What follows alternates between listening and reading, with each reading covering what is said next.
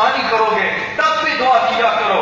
اس دعا میں ان مسلمانوں کو یاد رکھنا کہ جن پر اس وقت شدید ظلم و ستم ہو رہا ہے، ان مسلمانوں کو یاد رکھنا، ان برما کے بچوں کو یاد رکھنا کہ جس طرح ہمارے ہاں بکرے ذبح کیے جا رہے ہیں وہاں ان مسلمانوں کے بچوں کو ذبح کیا جا رہا ہے، وہاں ان مسلمانوں کی عورتوں کی آبرو ریزی کی جا رہی ہے.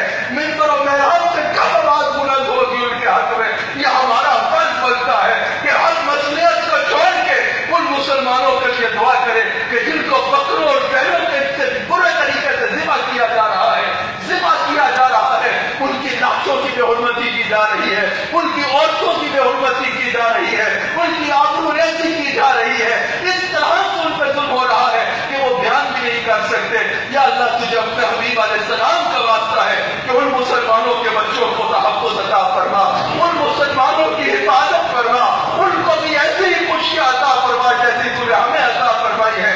یا اللہ مسلمانوں کی قیادت کو، ہر ملک کی قیادت کو اور افواج کو اتنا باغیرت بنا دے، اتنی توفیق عطا فرما دے. الحمدللہ جس طرح ہماری فوج باغیرت ہے، الحمدللہ جتنی عالم اسلام کی افواج ہے ان کو ایسا اتحاد عطا فرما دے کہ کفر کی کبھی اسلام کی طرف میلی آنکھ اٹھانے کی ضرورت نہ رہے. اللہ کریم ہم سب کو ہماری ذمہ داریاں بھی اس معاملے میں سمجھنے کی توفیق عطا فرمائے.